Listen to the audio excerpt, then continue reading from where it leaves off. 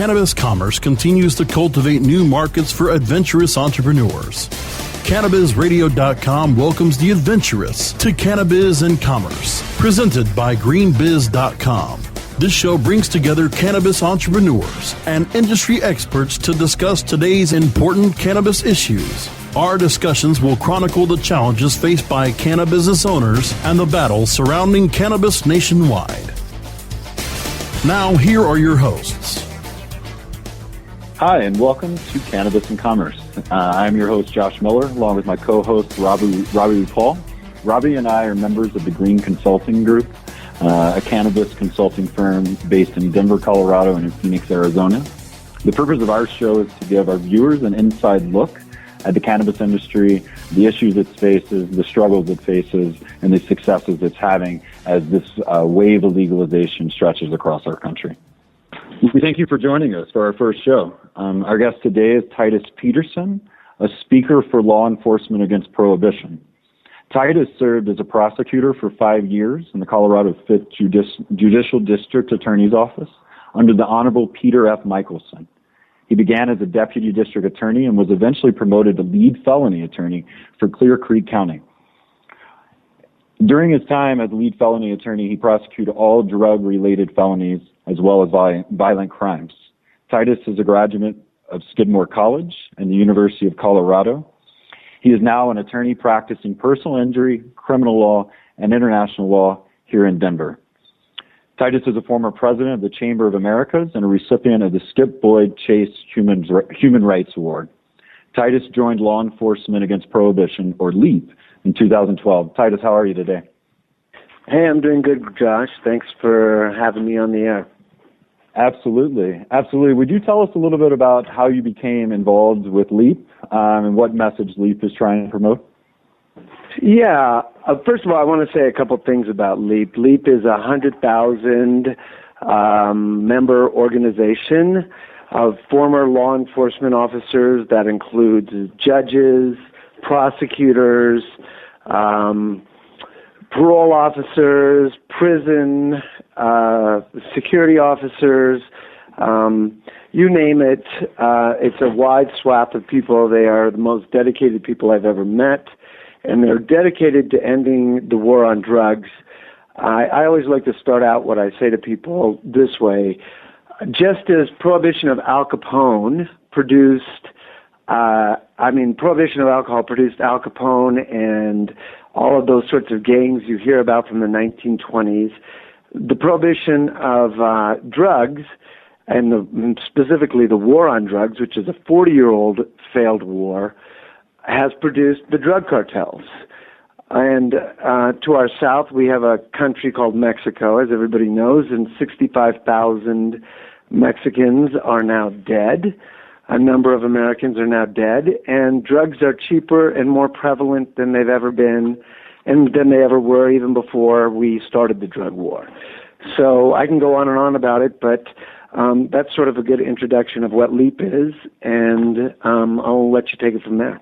Well, so what do you all do with LEAP to try and really fight against the drug war? Yeah, well, what we think is that we're in the best position of anybody to speak about the problems with the drug war. Mainly what we do is we go out and we speak to Rotary clubs and church groups and synagogues and basically anybody who listens and votes and wants to be thoughtful about where the country is going. We see this as an incredibly serious issue. Right now, in 1,000 U.S. cities, there's evidence that the drug cartels have snuck in. And let's just get an idea of what it's like to live with the drug cartels. You know, recently the woman who cleans my house, her brother disappeared in the state of Veracruz, Mexico.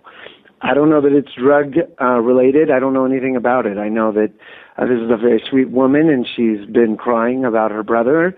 She says they've gone to the police in Mexico, her family has, and that the police won't lift a finger.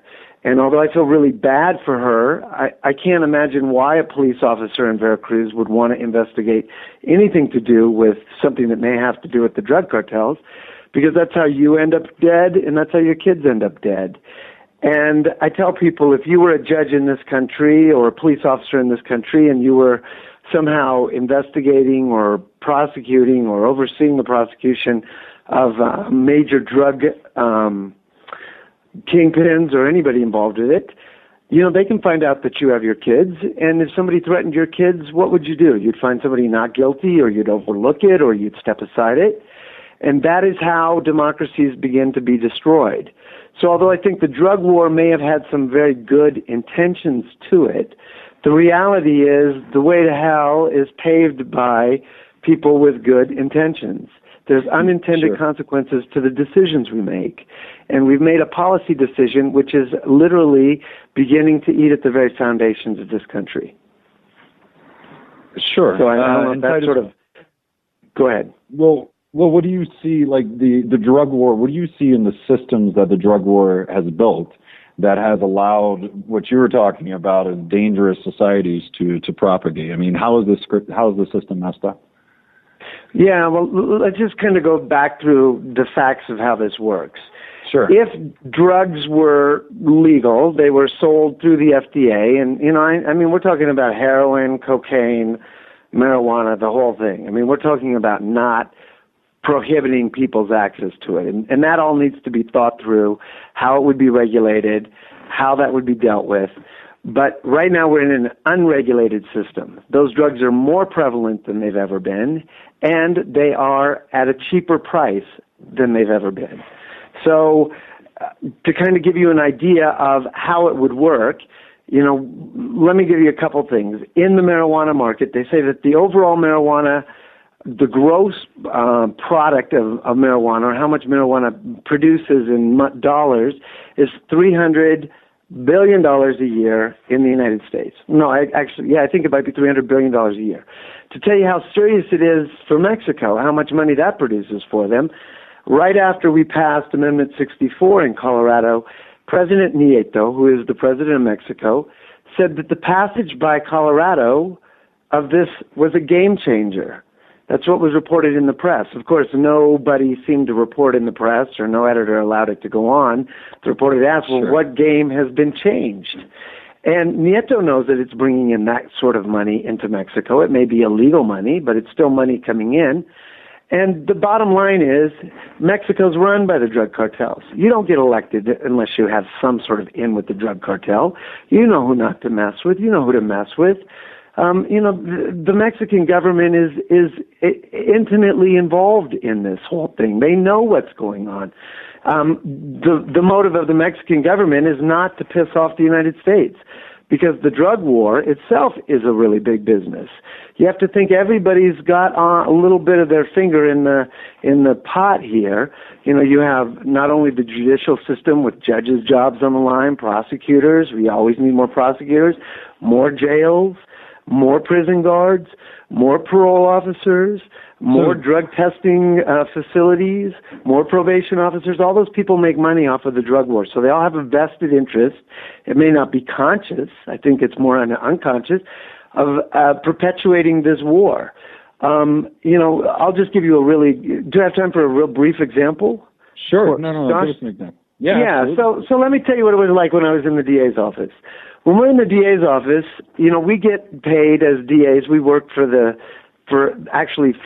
district, which comprises 5 counties, and that's where we get our money from. And the counties, although these were wealthy counties, it included Vail, Eagle County, where Vail is, Summit County, where Breckenridge, Keystone, and all those ski resorts are, Clear Creek County, which has the ski resort of Loveland, and Lake County, which is kind of the poor county of the 4. But those counties paid our salaries as prosecutors. So being very industrious people, we were trying to figure out how to get more money, and we, like every other county in the state of Colorado and every other district attorney's office, made grants to the state or made application for grants to the state. Well, one of the major grants is for drugs, to prosecute drugs. Now, we weren't getting any grants to prosecute murders. We weren't getting any grants to prosecute rapes or investigate burglaries. So So you can imagine where our emphasis was, because we had to prove that we prosecuted a certain number of drug offenses in order to get next year's grants. And out of that, we all got raises, and we got to hire more staff, and, we got to be people's bosses and all the things that kind of make people feel like they're a success in their job. So we were getting money. The sheriff's office, who works for the county, they also needed to pad their budgets so they could get grants from the state. And the state was getting this grant from the federal government.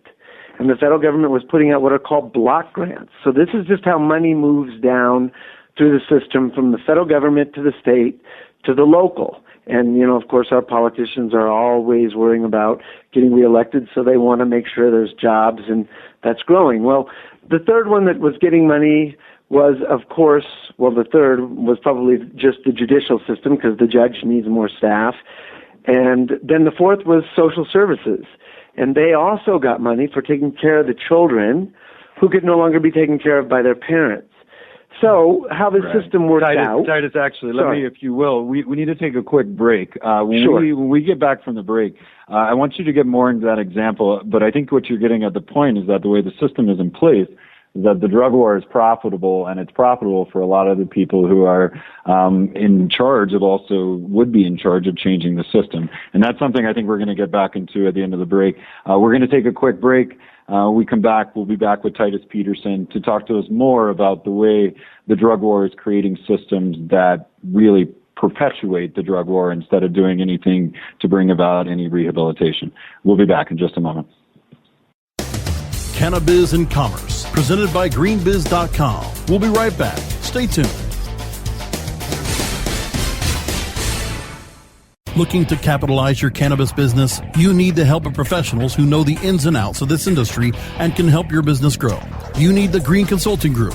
We grow cannabis. Based in Colorado and working nationwide, we are experts in business strategy and understand the intricacies of operating within existing regulatory structures of this burgeoning industry. We offer business planning and market analysis, dispensary and cultivation management, marijuana license preparation, and regulatory compliance services. The Green Consulting Group are your consummate cannabis consultants and advocates, offering customized, cutting-edge professional consulting services to the cannabis industry. Find out how we can help you by visiting the Green Consulting Group at greenebiz.com. Green Consulting Group does not constitute legal or other professional advice on any subject and always recommends seeking the advice of independent counsel and business professionals. The smoke is rising, and the next crop of podcasts devoted to cannabis providers and enthusiasts are ready to be harvested. Welcome to the Cannabis Radio Network, founded by respected rainmakers who have been producing award-winning podcasts for over a decade. Industry headlines, business updates, medical reports, marketing, and e-commerce education rolled up perfectly for your consumption. Let's grow together. The Cannabis Radio Network, CannabisRadio.com. How high do you like your profit margin? CannabisRadio.com. The conversation continues. Welcome back to Cannabis and Commerce, presented by greenbiz.com, only on CannabisRadio.com. And welcome back to Cannabis and Commerce. We're joined today by Titus-Peterson, a former deputy district attorney and lead felony attorney for all drug-related felonies in Clear Creek County.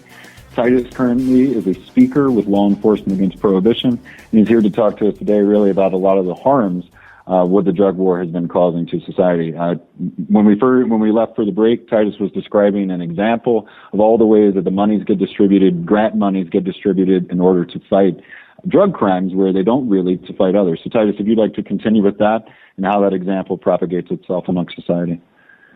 Yeah, the real point I was trying to make is this is just a perverted jobs system.